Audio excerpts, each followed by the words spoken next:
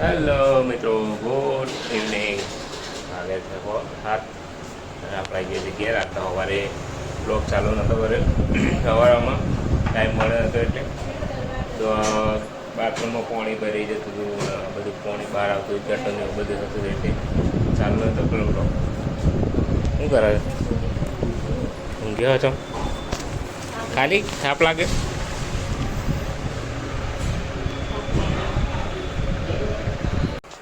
તો મિત્રો સવારે તો ટાઈમ મળ્યો હતો, તમને કીધું ગટરનું ને બધું હતું તો હું કોન્ટેક કરતો હતો નગરપાલિકામાં. હા તેના અત્યારે રિઝોલ્યુશન થઈ ગયું છે થોડું ઘણું, તે પાણી બધું ભરાય બધું થઈ ગયું, ઉભરાઈ બધું બહાર આવશે બધું થઈ ગયું છે.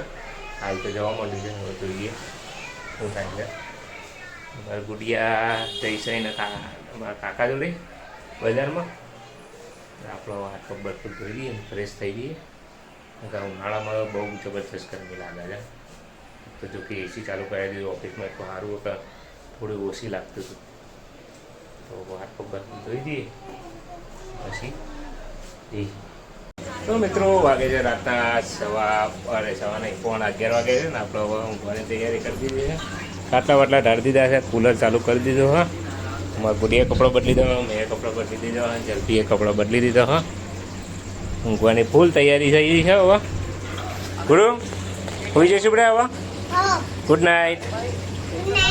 ગુડ નાઇટ જલ્દી. તો ચલો મિત્રો, આપણે હવે જઈએ ઊંઘવા. મળીએ આવતા બ્લોગમાં. જય માતાજી, જય Shri Krishna, good night, bye bye.